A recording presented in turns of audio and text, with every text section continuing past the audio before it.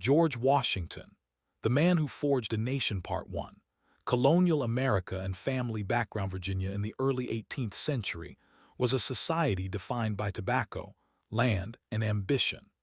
The colony had evolved from its precarious beginnings into a thriving enterprise where wealth and social standing derived primarily from agricultural production and enslaved labor. By the time of George Washington's birth, Virginia's planter class had established a hierarchical society that resembled the English gentry they admired, yet adapted to the realities of colonial frontier life. The Washington family traced its American roots to John Washington, who arrived in Virginia around 1657. The family was not among the colony's most prominent, but they were respectable landowners who gradually accumulated property and status across generations. George's father, Augustine Washington, was an ambitious planter and businessman who owned several properties and dabbled in iron mining ventures. Augustine had been married twice, and George was born on February 22, 1732, to his second wife, Mary Ball Washington, at the family estate on Pope's Creek in Westmoreland County, Virginia. Mary Ball Washington remains a somewhat enigmatic figure in historical accounts. Orphaned at a young age, she married Augustine Washington in 1731. Contemporary accounts and family correspondence suggest she was strong-willed and demanding, though historians debate the extent to which her personality influenced her son's development. Unlike the idealized portraits of maternal devotion common in 19th-century biographies, more recent scholarship presents a more complex relationship between mother and son, marked by distance and occasional tension that persisted throughout her life. Augustine Washington died in 1743 when George was 11 years old, an event that fundamentally altered the trajectory of the young boy's life. Unlike his older half-brothers who had been educated in England, George would receive no such privilege. The family's resources were divided, and George inherited Ferry Farm near Fredericksburg, though his mother would manage it until he came of age. This early experience of limitation may have instilled in Washington a hunger for advancement and recognition that would characterize his early adult years. Washington's formal education was sparse and ended early. He never attended college, and his schooling consisted of basic instruction in mathematics, reading, and writing from local tutors.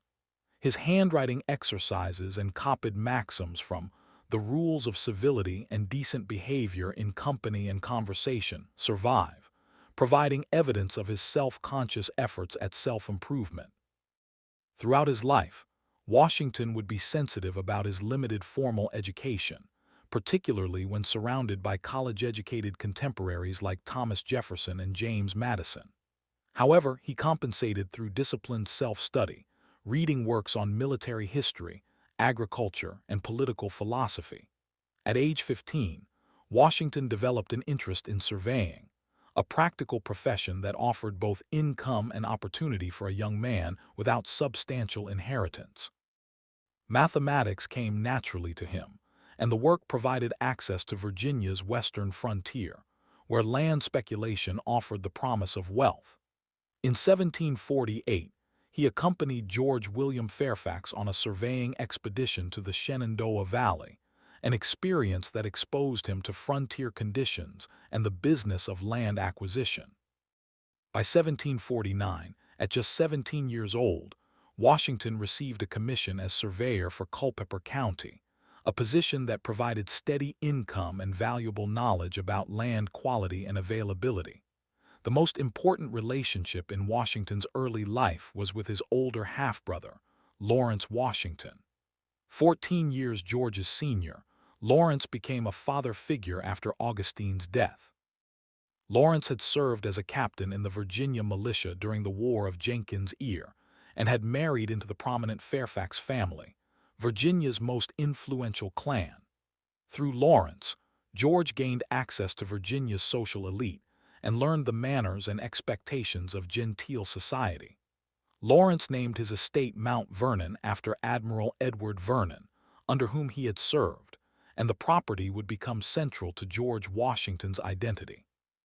Lawrence's deteriorating health from tuberculosis led to George accompanying him to Barbados in 1751, the only time Washington would travel outside the North American mainland. During this voyage, George contracted smallpox, which left his face slightly scarred but provided immunity to a disease that would kill thousands during the Revolutionary War.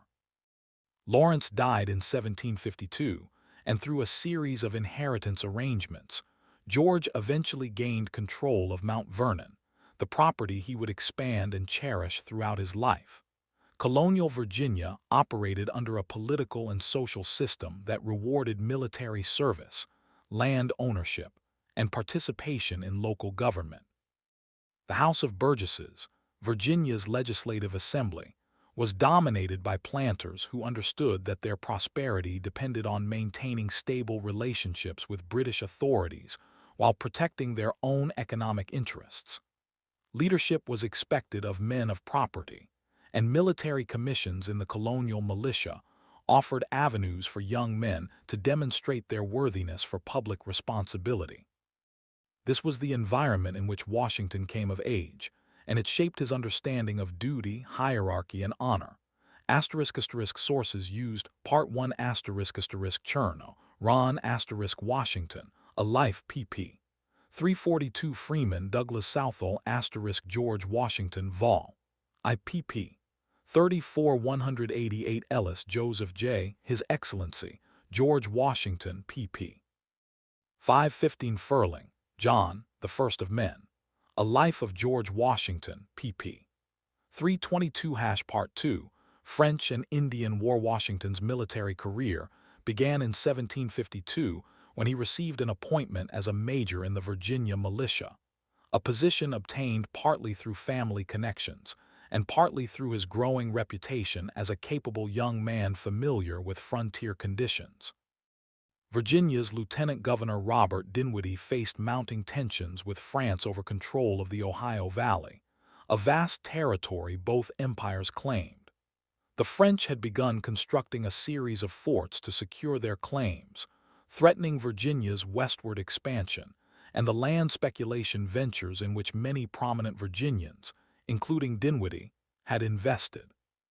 In October 1753, Dinwiddie dispatched the 21-year-old Washington on a dangerous diplomatic mission to deliver an ultimatum to French forces at Fort Le Boeuf, demanding their withdrawal from the Ohio Valley. Washington, accompanied by frontiersman Christopher Gist and several others, traveled through difficult winter conditions across hundreds of miles of wilderness. The French commander received Washington politely, but rejected Virginia's demands. Washington's detailed journal of this expedition, published upon his return, brought him his first public recognition.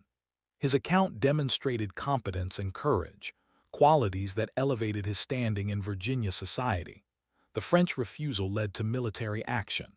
In the spring of 1754, Washington, now commissioned a lieutenant colonel, led a force of approximately 160 men toward the forks of the Ohio, where the French were building Fort Duquesne.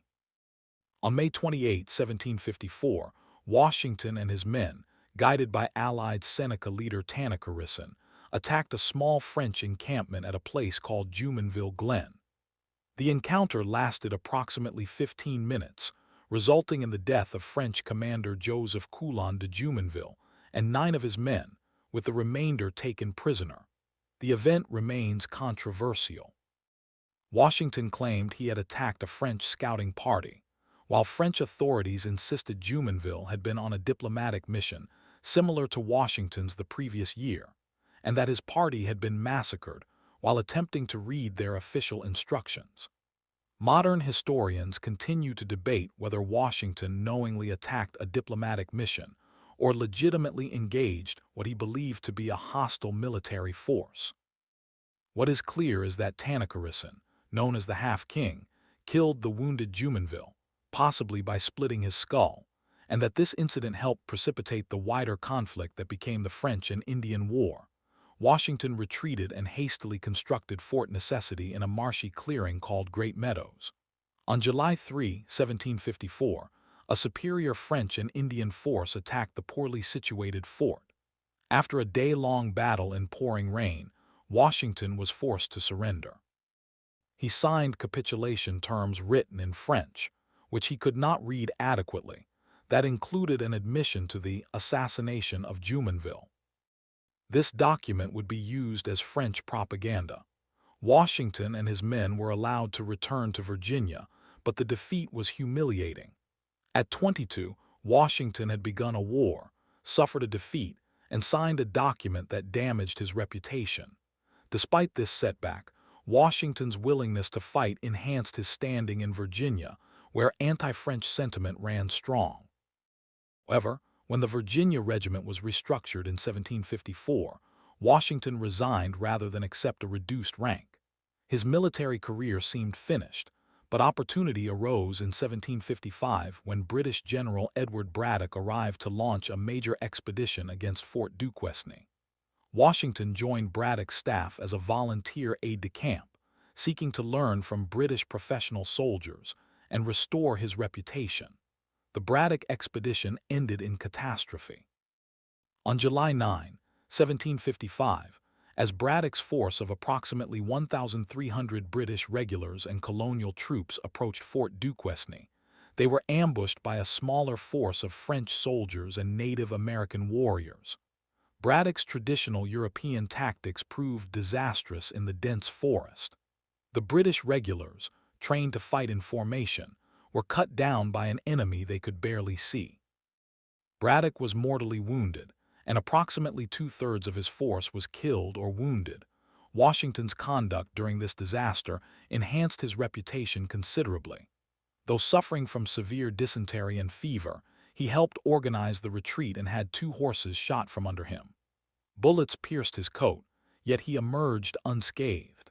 His bravery under fire was widely reported, and he acquired a reputation for calmness in crisis. The expedition taught Washington vital lessons about frontier warfare and the limitations of conventional European military thinking in American conditions.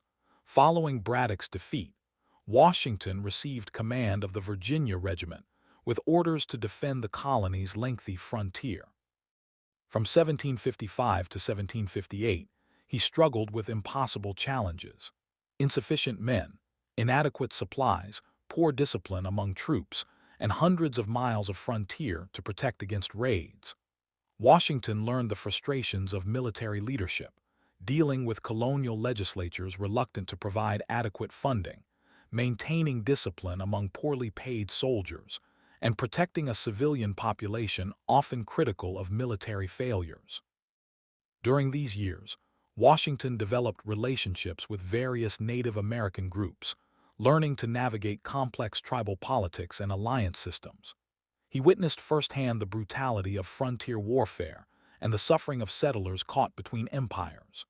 These experiences were often traumatic and shaped his later views on westward expansion and Indian policy, though historians debate the extent to which he understood or sympathized with Native American perspectives. In 1758, Washington participated in General John Forbes' successful expedition against Fort Duquesne, which the French abandoned and destroyed before the British arrival. This campaign concluded Washington's military service in the French and Indian War.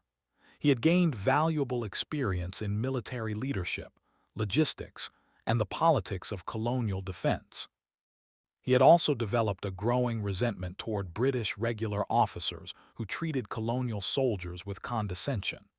These experiences planted seeds of alienation from British authority that would later influence his political evolution. Washington resigned his commission in December 1758 with an enhanced reputation in Virginia, but no great fortune or permanent military position. His military service had been marked by both failure and courage, and he had learned difficult lessons about leadership, logistics, and warfare that would prove invaluable 2 decades later. Sources used Part 2 Chernow, Ron Washington, A Life, pp. 4386 Freeman Douglas Southall George Washington Vol. I pp. 239-342 vol. II, pp. 188 Furling, John, the First of Men. A Life of George Washington, pp. 2353 Anderson, Fred, Crucible of War. The 7 Years' War and the Fate of Empire in British North America, pp. 42-107 Higginbotham, Don, George Washington and the American Military Tradition, pp. 1533 Part 3. Road to Revolution. Washington's return to civilian life in 1759 marked the beginning of a transformation from frontier soldier to established Virginia planter. In January 1759, he married Martha Dandridge Custis, a wealthy widow with 2 young children. Martha brought considerable property to the marriage, including nearly 18,000 acres of land and over 280 enslaved people. The marriage was socially advantageous and financially beneficial, instantly making Washington one of Virginia's wealthier men. While historians find little evidence of passionate romance in their correspondence, the marriage appears to have been affectionate, respectful, and mutually supportive throughout their 40 years together. Washington devoted himself to transforming Mount Vernon into a profitable and impressive estate. He expanded the main house, increased his land holdings, and worked to improve agricultural productivity.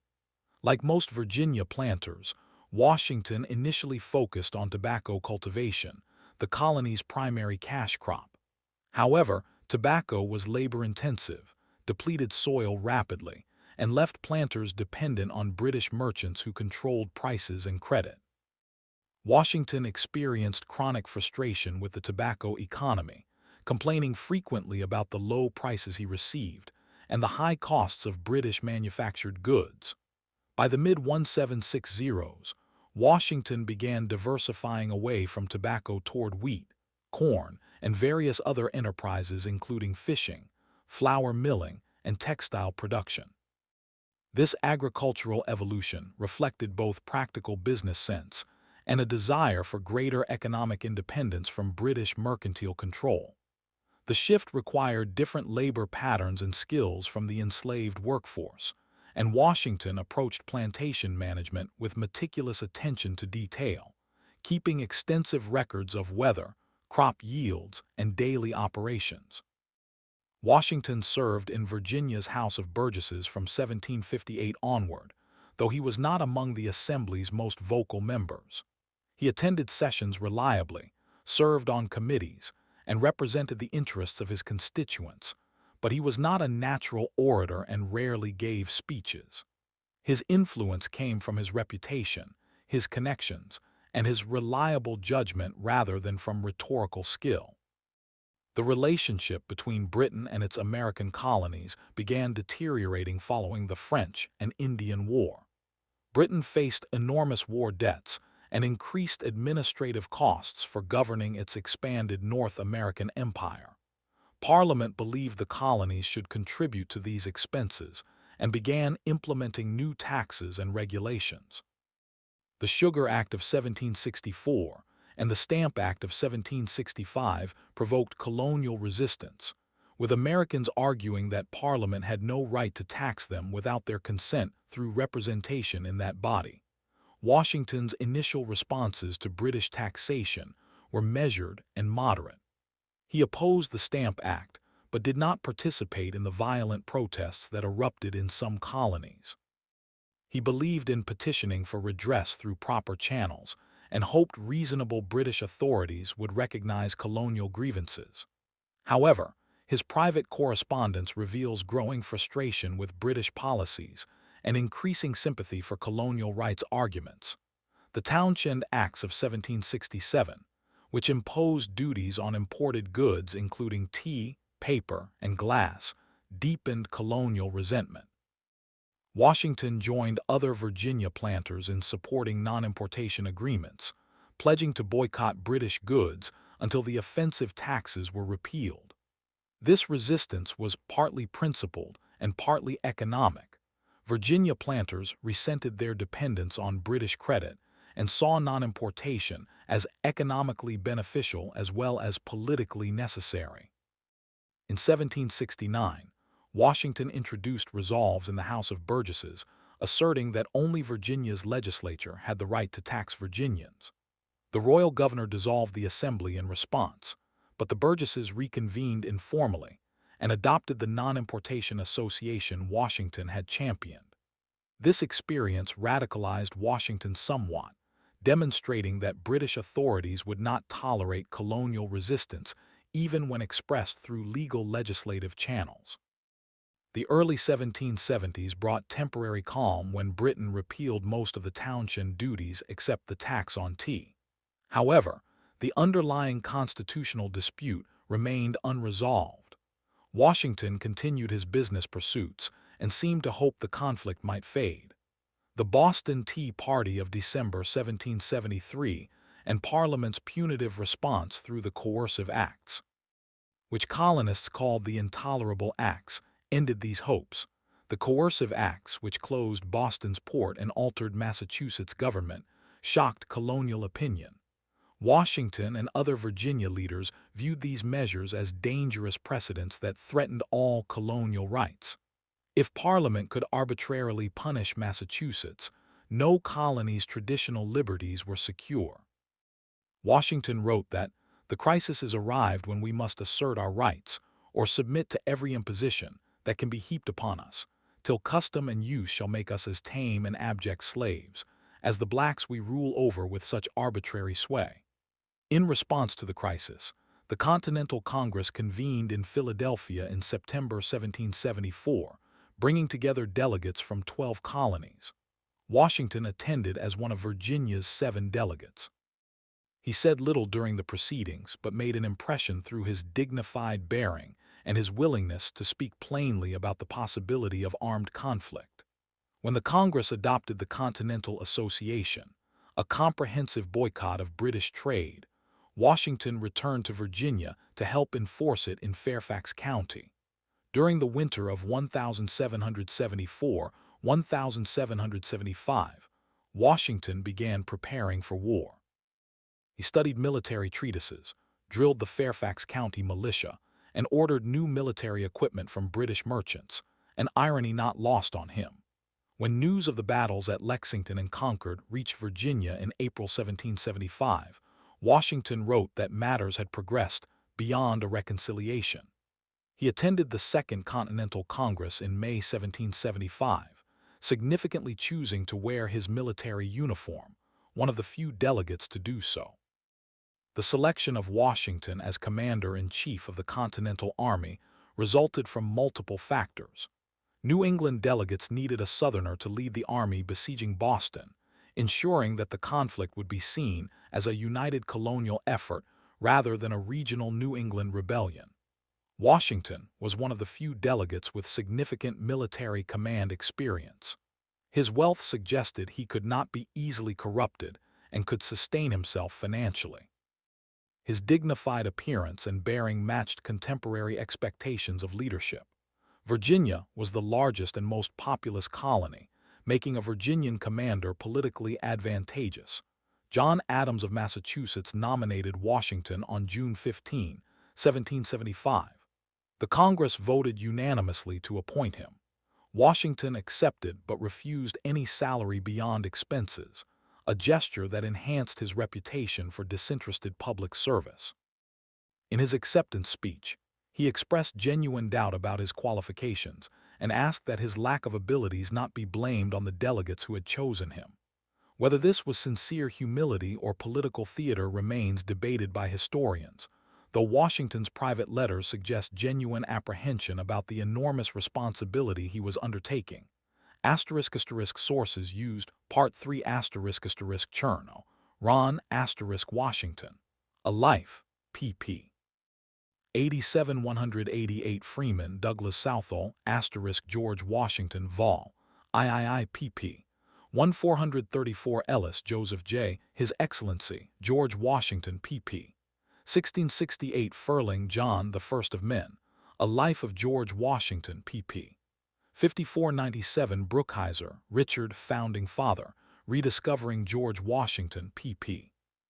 1735 #Part 4 commander of the Continental Army Washington, arrived outside Boston on July 3, 1775, to assume command of a besieging force that barely resembled an army.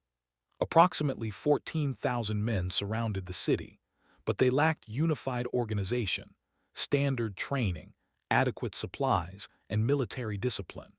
Units from different colonies operated under their own officers with varying levels of competence. Supplies of gunpowder were alarmingly inadequate. Washington discovered the army had enough ammunition for only 9 shots per man. Sanitation was poor, discipline was lax, and many men regarded their service as temporary until the political dispute with Britain could be resolved. Washington immediately began imposing order. He established clear chains of command, insisted on military courtesy and discipline, and worked to transform a collection of colonial militia units into a professional army. He was shocked by the informality between officers and enlisted men, which violated his sense of proper military hierarchy. He issued orders prohibiting gambling, drunkenness, and the neglect of duties. Some New England soldiers resented the strict discipline and formality Washington demanded, seeing it as aristocratic pretension, but he believed an army could not function effectively without clear authority and order. The siege of Boston continued through the winter of 1775-1776. Washington wanted to attack, but his senior officers convinced him the risk was too great. In March 1776, after Washington fortified Dorchester Heights overlooking Boston with artillery recently captured from Fort Ticonderoga and transported hundreds of miles under Henry Knox's supervision, British commander William Howe evacuated the city rather than face bombardment from the heights. Washington's first campaign ended in success without a major battle, though historians debate how much credit belongs to Washington versus the logistical achievement of Knox and the strategic impossibility of Howe's position. Washington correctly anticipated that the British would target New York City, the strategic key to separating New England from the other colonies. He marched his army to New York in April 1776, but defending the city presented nearly impossible challenges. New York was surrounded by water, and British naval superiority meant the enemy could land forces almost anywhere. Washington had approximately 19,000 men, many of whom were poorly trained militia with short-term enlistments. He faced General Howe's professional army of comparable size, supported by a powerful fleet commanded by Admiral Richard Howe. The New York campaign was a disaster that nearly destroyed the Continental Army and Washington's reputation. On August 27, 1776, at the Battle of Long Island, Howe executed a brilliant flanking maneuver that routed the American forces, inflicting over 1,000 casualties while suffering fewer than 400. Washington's army was trapped on Brooklyn Heights with the East River at their backs and Howe's army to their front. Only Howe's decision not to assault the American fortifications and a fortunate fog allowed Washington to execute a nighttime evacuation across the river on August 29, saving his army from capture or destruction. The retreat continued through September and October. Washington evacuated New York City, then retreated north. At the Battle of White Plains on October 28, Howe again outmaneuvered the Americans. Washington made a significant strategic error by dividing his forces and leaving substantial garrisons at Fort Washington and Fort Lee on opposite sides of the Hudson River. On November 16, the British captured Fort Washington along with nearly 3,000 prisoners and valuable supplies. Fort Lee was abandoned days later. Washington's army, now reduced to fewer than 5,000 men, retreated across New Jersey with British forces in pursuit. By early December 1776, the Continental Army appeared on the verge of disintegration. Enlistments were expiring at year's end, and most soldiers planned to go home. Morale was devastated by constant defeat. The British halted their pursuit and established a chain of outposts across New Jersey, confident the rebellion would collapse during the winter. Thomas Paine captured the desperate mood in his pamphlet, the American crisis, which began with the famous line, "These are the times that try men's souls." Washington understood he needed a victory to restore morale and convince soldiers to re-enlist. On Christmas night 1776, he executed one of the war's most famous operations. Leading approximately 2,400 men across the ice-choked Delaware River, Washington attacked the Hessian garrison at Trenton at dawn on December 26. The Hessians, professional German soldiers hired by Britain, were surprised and overwhelmed. Washington captured nearly 900 prisoners while suffering minimal casualties. The victory was tactically modest but psychologically crucial, demonstrating that the Continental Army could still fight and win. Washington followed up with another daring maneuver. When British reinforcements approached Trenton, Washington slipped away during the night and attacked the British garrison at Princeton on January 3, 1777, achieving another tactical victory before retreating to winter quarters in Morristown. These twin successes revived American morale, encouraged re-enlistments, and restored confidence in Washington's leadership. Modern historians, particularly David Hackett Fisher, have argued these operations demonstrated Washington's ability to take calculated risks and his resilience after devastating setbacks. The 1777 campaign brought mixed results. British General John Bergen launched an invasion south from Canada, intending to cut off New England. Howe, rather than supporting Bergen, moved his army by sea to Chesapeake Bay to capture Philadelphia, the American capital. Washington attempted to block Howe at Brandywine Creek on September 11, but once again was outflanked and forced to retreat. On October 4, Washington attacked the British encampment at Germantown. The assault initially succeeded but ultimately failed due to confusion in the American ranks, partly caused by fog and partly by overly complex planning. The British occupied Philadelphia while Congress fled to York, Pennsylvania. However, the strategic situation favored the Americans. Bergen's invasion from the north ended in disaster. Without support from Howe, Bergen's army was surrounded and forced to surrender at Saratoga on October 17, 1777. This stunning victory, achieved by forces under Horatio Gates and Benedict Arnold, convinced France to enter an alliance with the United States. The French alliance transformed the war from a colonial rebellion into a global conflict. Though Washington deserves no credit for the Saratoga victory, he had little role in achieving. Washington's army endured its darkest period during the winter of 1777-1778 at Valley Forge, Pennsylvania.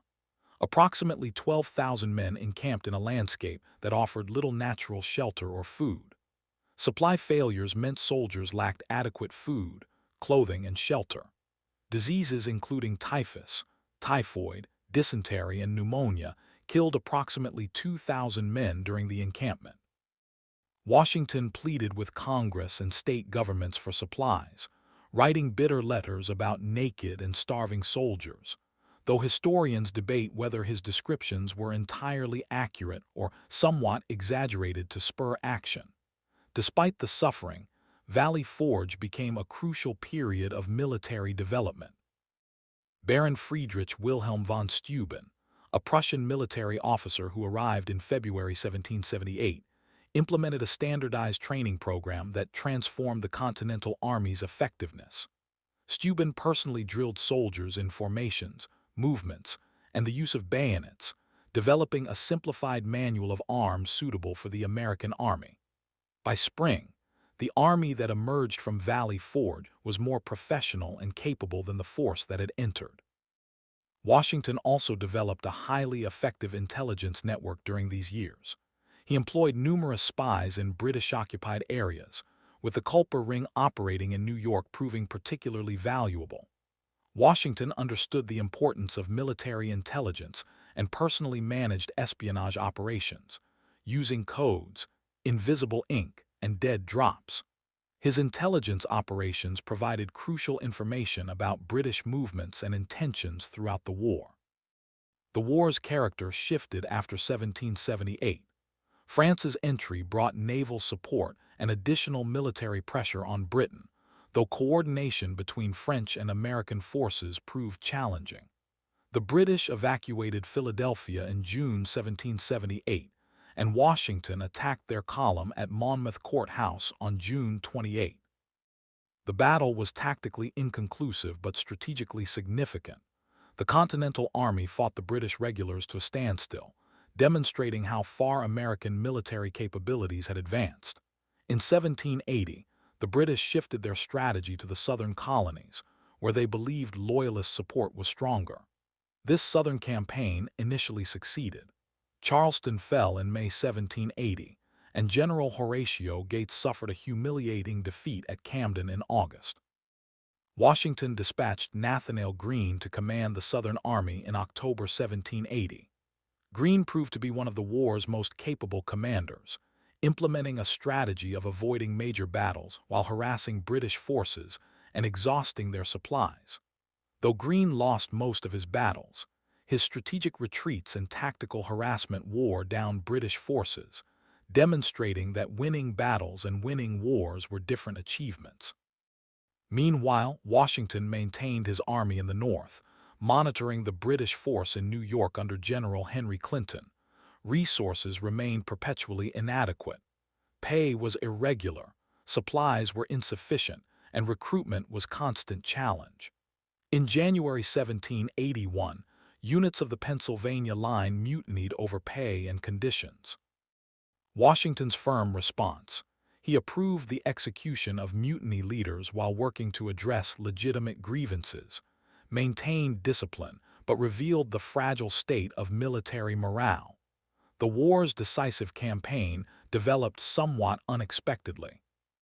British General Charles Cornwallis, after an exhausting campaign through the Carolinas, moved his army to Yorktown, Virginia, in summer 1781, establishing a fortified position on the York River where he expected the Royal Navy to support him. Washington saw an opportunity. A French fleet under Admiral François de Grasse was sailing north from the Caribbean. If de Grasse could achieve temporary naval superiority in the Chesapeake Bay, while Washington and the French army under Count Rochambeau marched south, Cornwallis could be trapped. The Yorktown campaign required precise coordination and considerable deception. Washington conducted an elaborate feint, suggesting he planned to attack New York, convincing Clinton to keep his forces concentrated there.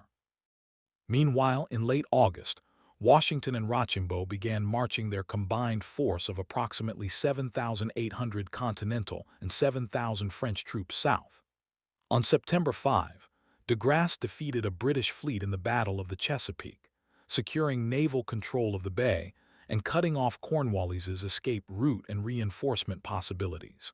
The Siege of Yorktown began on September 28, 1781. Washington commanded a combined force of approximately 17,000 American and French troops surrounding Cornwallis's 8,000 men. Using traditional siege techniques, the Allies dug approach trenches and positioned artillery that bombarded British positions. On October 14, American and French forces successfully assaulted two key British redoubts.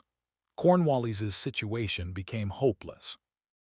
On October 17, he requested surrender terms, and on October 19, the British Army marched out and laid down their arms. Legend holds that British musicians played "The World Turned Upside Down," though documentation for this story is questionable. Yorktown effectively ended major combat operations, though the war officially continued for 2 more years while peace negotiations proceeded. Washington maintained his army and vigilance, refusing to assume victory until a definitive peace treaty was signed. His caution proved wise. Sporadic fighting continued, and British forces remained in New York until late 1783. Washington's military leadership had been crucial to American success, though historians debate the extent of his tactical versus strategic abilities. He lost more battles than he won and made significant errors, particularly during the New York campaign. However, he kept an army in the field through extraordinary difficulties, maintaining discipline and morale despite inadequate resources. He learned from mistakes, adapted his tactics, took calculated risks when necessary, and recognized capable subordinates like Greene and Knox. Perhaps most importantly, he understood that the Continental Army's continued existence was itself a strategic victory, preventing the British from achieving the decisive knockout blow that would have ended the rebellion. Sources used Part 4 Chernow, Ron Washington, A Life pp. 189-434 Freeman, Douglas Southall George Washington, Vol. IV, pp. 1634 Vol. V, pp. 1485 Ellis Joseph J., His Excellency, George Washington, pp. 69-162 Furling John the First of Men, A Life of George Washington, pp. 98-298 Fisher David Hackett, Washington's Crossing, pp. 1420 Higginbotham, Don George Washington and the American Military Tradition, pp. 34-119 Lengel, Edward G., General George Washington, A Military Life, pp. 84-364 Part 5, Creating a New Nation on December 23, 1783, Washington appeared before Congress in Annapolis and resigned his commission as Commander-in-Chief. This act astonished observers both in America and Europe. He had commanded the army for over 8 years, and many assumed he would use his military power to establish himself as a dictator or king. Instead, Washington deliberately returned authority to civilian government and retired to private life. King George III reportedly said that if Washington willingly gave up power, he will be the greatest man in the world. Washington returned to Mount Vernon, intending to focus on agriculture and personal affairs. He plunged into managing his estate, which had deteriorated during his long absence. He experimented with crop rotations, soil amendments, and breeding programs for livestock. He expanded his property through purchases and exchanges. He also confronted the reality that Mount Vernon was not particularly profitable. Years of wartime inflation and disrupted commerce had created economic instability, and Washington, like many planters, struggled with debt. However, retirement proved brief. Washington watched with growing concern as the new nation struggled under the Articles of Confederation. The national government lacked effective power to raise revenue, regulate commerce, or enforce its decisions. Interstate disputes festered. Economic depression spread through the states. Shays's rebellion in Massachusetts in 1786, when debt-ridden farmers took up arms against foreclosures, alarmed Washington and other leaders who feared the revolutionary experiment was failing. When delegates assembled in Philadelphia in May 1787 for a constitutional convention intended to revise the Articles of Confederation, Washington attended as a Virginia delegate despite his reluctance to leave Mount Vernon. His prestige lent credibility to the proceedings, and he was unanimously elected president of the convention. In this role, Washington said little during debates but exerted influence through his presence, his dignity, and his occasional private conversations with delegates. His support for the Constitution that emerged from the convention was crucial to its acceptance. The Constitution created a stronger federal government with an elected executive, a bicameral legislature, and an independent judiciary. The document required ratification by 9 of 13 states, triggering intense debates between Federalists who supported the Constitution and Anti-Federalists who feared it created a dangerous concentration of power. Washington's endorsement carried enormous weight.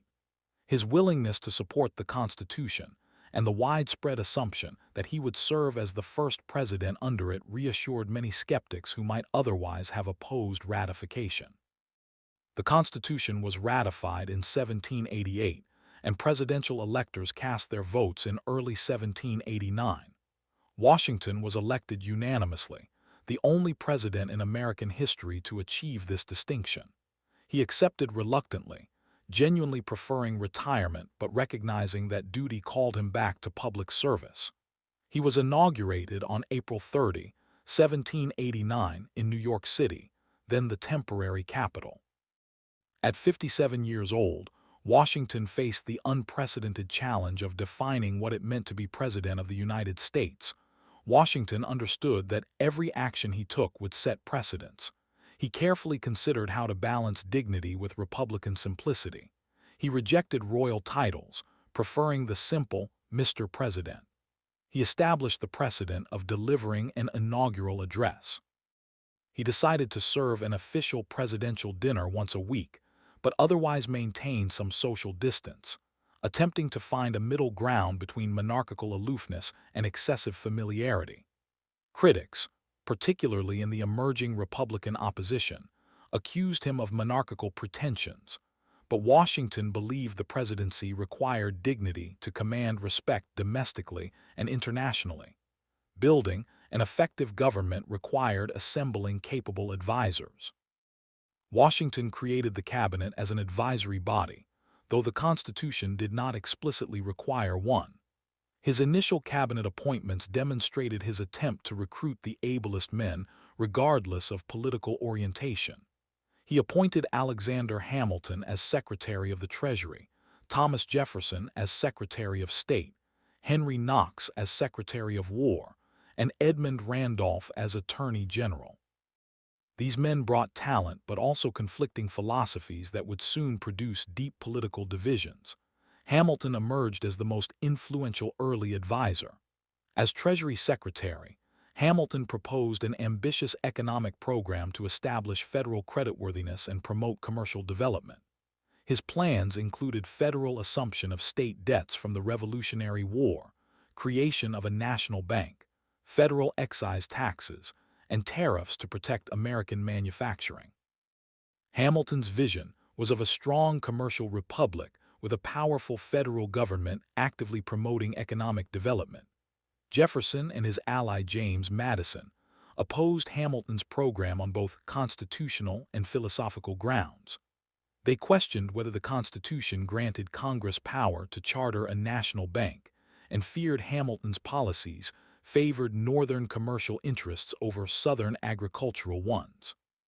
More fundamentally, Jefferson and Madison envisioned an agrarian republic of independent farmers, viewing Hamilton's commercial vision as a dangerous imitation of corrupt British systems. Washington generally supported Hamilton's policies, though he tried to remain above partisan conflict. When Congress passed legislation creating the Bank of the United States in 1791, Washington carefully considered Jefferson's argument that the bank was unconstitutional. After consulting his cabinet and studying their written opinions, Washington sided with Hamilton's implied powers, interpretation of the Constitution, and signed the bill. This decision established important precedents for a flexible reading of federal authority.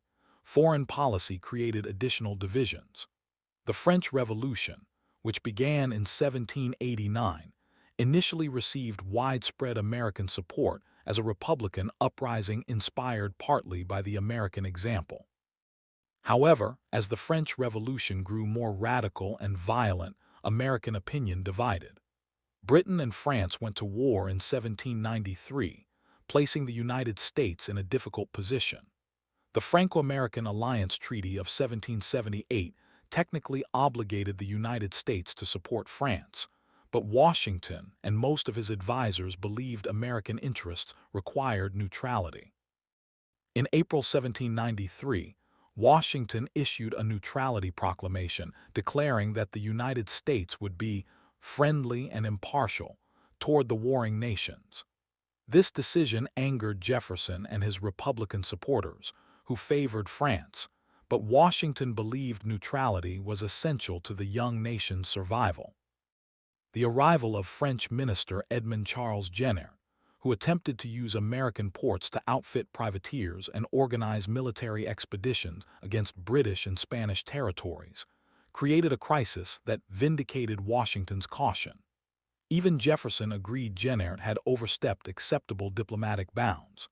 The Jay Treaty of 1794 provoked perhaps the most intense political controversy of Washington's presidency. Chief Justice John Jay negotiated a treaty with Britain that resolved several outstanding disputes from the Revolutionary War and established commercial arrangements between the nations. However, the treaty failed to address British impressment of American sailors and offered terms many Americans saw as too favorable to Britain. When the treaty's terms became public, popular protests erupted. Washington was burned in effigy, and opponents denounced the treaty as a betrayal of revolutionary principles and American honor.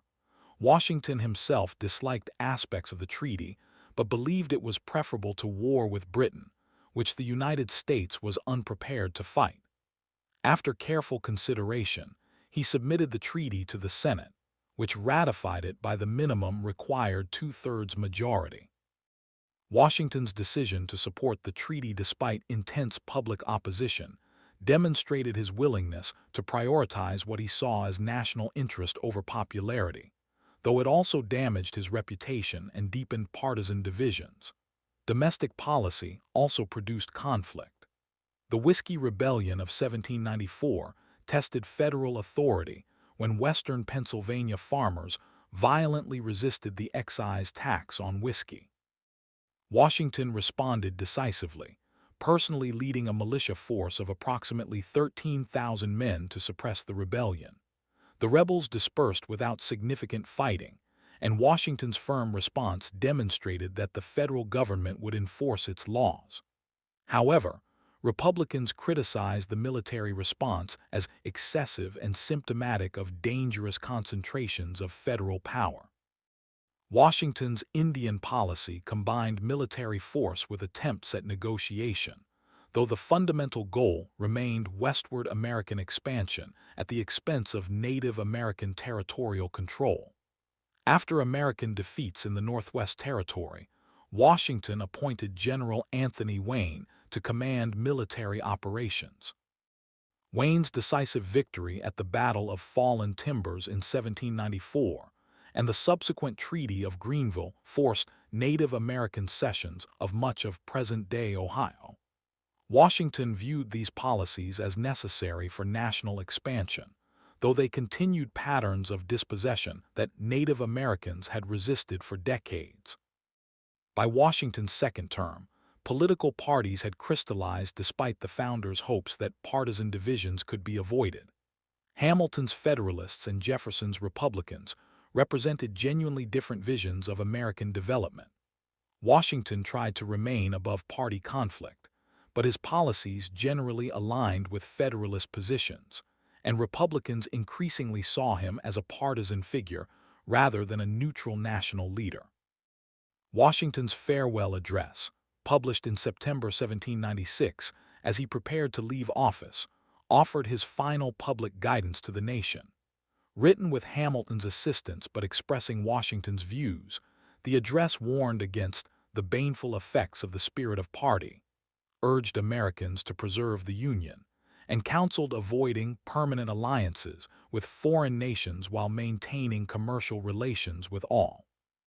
The address became one of the most influential documents in American political culture, though its advice against political parties was immediately ignored, and its Foreign Policy Council would be debated for generations. Washington's decision not to seek a third term established the precedent of a two-term presidency that lasted until Franklin Roosevelt. He could certainly have been reelected, but he genuinely wanted to retire and believed rotation in office was consistent with Republican principles. On March 4, 1797, John Adams was inaugurated as the second president while Washington looked on, another peaceful transfer of power that reinforced constitutional government. Sources used Part 5 Chernow, Ron Washington, A Life, pp. 435-759 Freeman, Douglas Southall, George Washington Vol. VI pp. 1405 Vol. VII pp. 1342 Ellis Joseph J. His Excellency, George Washington pp. 163-248 Furling John the First of Men, A Life of George Washington pp. 299-468 Wood, Gordon S. Empire of Liberty, A History of the Early Republic, 1789–1815, pp. 81–154. Brookhiser, Richard, Founding Father, Rediscovering George Washington, pp. 87–121. Part 6, Retirement, Death and Historical Legacy. Washington returned to Mount Vernon in March 1797, hoping finally to enjoy sustained retirement. At 65, he was by contemporary standards an old man, and he looked forward to managing his estate and enjoying time with Martha and his extended family. He resumed his intensive management of Mount Vernon's agricultural operations, corresponding with farm managers about crop rotations, livestock breeding, and construction projects. He experimented with innovative farming techniques, attempting to improve soil fertility and diversify production beyond tobacco.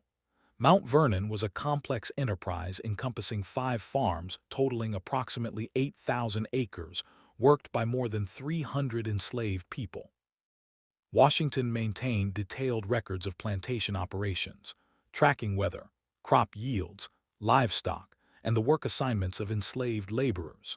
He continued to view himself primarily as a planter and farmer, and he took pride in Mount Vernon's operations despite ongoing financial struggles. The plantation never became truly profitable, partly because Washington's agricultural experiments were costly and partly because the general economics of Chesapeake agriculture were difficult. Washington's relationship with slavery evolved across his lifetime, though he never became an abolitionist.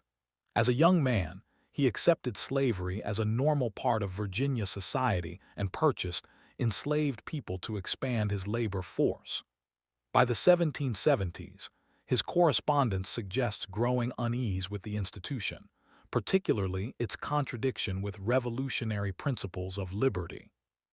He stopped buying slaves in the mid-1770s and sometimes expressed hope that slavery would eventually end. However, he never freed his slaves during his lifetime except for his longtime personal servant William Lee, whom he manumitted in his will with provisions for support.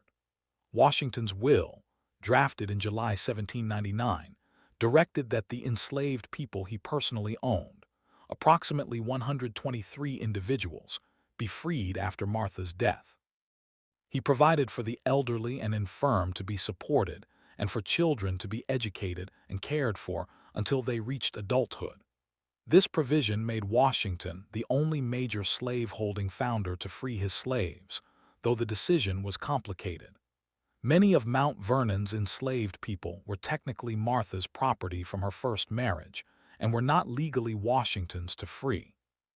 Additionally, intermarriage between Washington's slaves and the Custee's slaves meant that freeing only one group would separate families. Historians debate Washington's motives and the significance of his emancipation decision. Some view it as a principled rejection of slavery that Washington came to only late in life.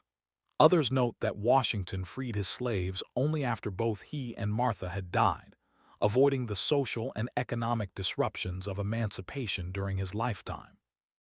The fact remains that Washington held people in bondage throughout his life, and that whatever his private qualms, he never publicly challenged slavery as an institution or used his enormous prestige to promote abolition. Retirement did not mean complete withdrawal from public affairs. President Adams sought Washington's advice on the quasi-war crisis with France, and Washington accepted a commission as commander-in-chief of the army should full-scale war develop, though he insisted he would serve only if actual invasion threatened. He reluctantly involved himself in selecting officer appointments for the Provisional Army. The crisis subsided without major conflict, and Washington never took active command, but the episode demonstrated that he remained politically engaged and that his countrymen continued to see him as an essential national resource in times of crisis. On December 12, 1799, Washington spent several hours inspecting his farms on horseback in cold, wet weather. He returned home chilled, but did not change his damp clothes before dinner. The next day, He developed a sore throat but insisted on going out again to mark trees for removal. That night, he woke Martha around 3 in the morning, struggling to breathe and barely able to speak. His condition worsened through December 14 despite treatment by 3 physicians who employed bloodletting, blistering, and various medicines. Modern medical analysis suggests Washington suffered from acute epiglottitis, a severe inflammation of the tissue protecting the windpipe, though some historians and physicians propose alternative diagnoses. The extensive bloodletting his physicians employed, they removed approximately 5 pints of blood over 12 hours, almost certainly weakened him further. Washington faced death with the stoic composure he had cultivated throughout his life. He gave instructions for his burial, checked his own pulse, and died between 10 and 11 at night on December 14, 1799. His last words were reportedly, "T's well," though the exact final utterances are uncertain. News of Washington's death spread across the nation, producing an unprecedented outpouring of public mourning. Churches held memorial services. Towns staged funeral processions. Newspapers published eulogies. Congress suspended business and arranged a funeral procession in the new capital city, also named Washington, though his body remained at Mount Vernon, where he was buried in the family vault. The Reverend Mason Weems, who would later write a fantastical early biography featuring invented stories like the Cherry Tree Legend, published a widely circulated funeral oration. Henry Lee delivered the most famous eulogy, describing Washington as first in war, first in peace, and first in the hearts of his countrymen. International reaction demonstrated Washington's global reputation. The British fleet lowered flags to half-mast. Napoleon ordered 10 days of mourning in France. European newspapers published extensive obituaries. Washington had become a symbol of Republican virtue and successful revolution, proof that a republic could produce leaders of ability, and that power could be wielded without corruption or tyranny. Washington's historical reputation has evolved across more than 2 centuries. The 19th century produced hagiographic biographies, particularly Weems' popular but largely fictional account, and the more scholarly but still reverential multi-volume work by Chief Justice John Marshall. Washington became an icon of American nationalism, a marble figure more mythical than human. This heroic image served important cultural and political functions, providing a unifying symbol for a diverse and sometimes fractious nation. The 20th century brought more critical and complex assessments. Progressive-era historians criticized Washington's conservative politics and his ownership of slaves.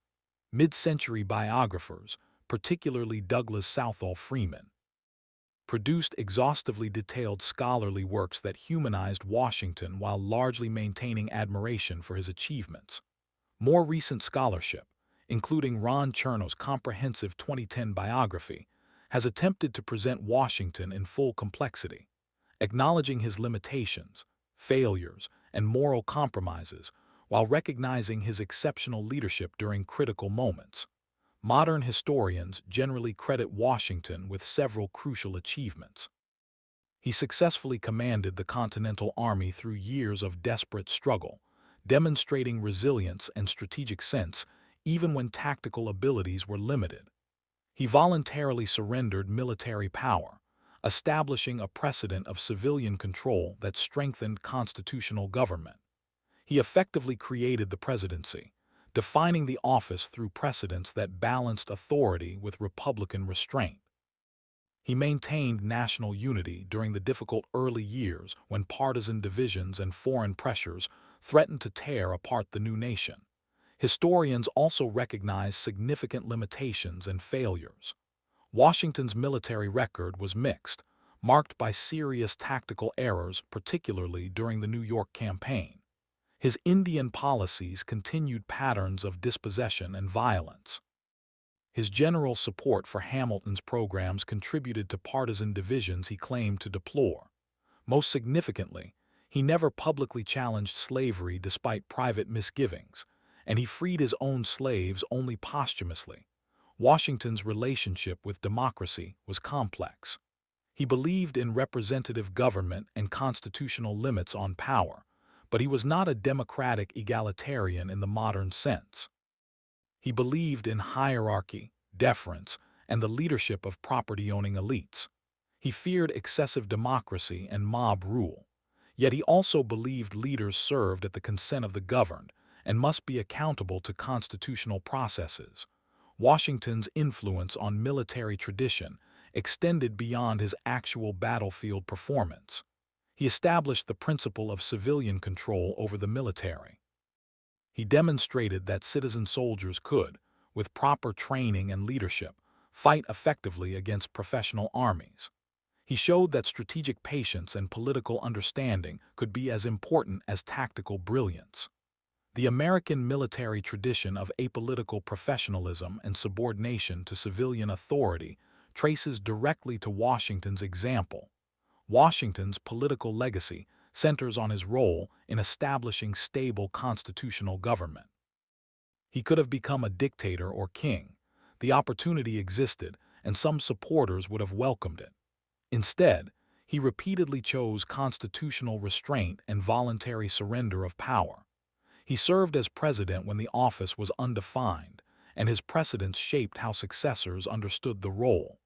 His decision to step down after 2 terms influenced presidential practice for nearly 150 years. The Washington that emerges from modern historical scholarship is neither the marble monument of 19th-century mythology nor a villain of contemporary revisionism. He was a complex, ambitious, sometimes insecure man who made mistakes and benefited from privileges including slaveholding. He was also a leader of genuine ability who, at critical moments, made choices that strengthened constitutional government and democratic institutions. His personal character, his self-discipline, his studied dignity, his willingness to shoulder enormous responsibilities, commanded respect from contemporaries and continues to influence how leadership is understood. Perhaps Washington's most important legacy was demonstrating that a revolutionary leader could create rather than destroy. Most revolutions of his era ended in tyranny or chaos. The American Revolution produced a stable constitutional republic that expanded over time to include more of its population in the exercise of political rights.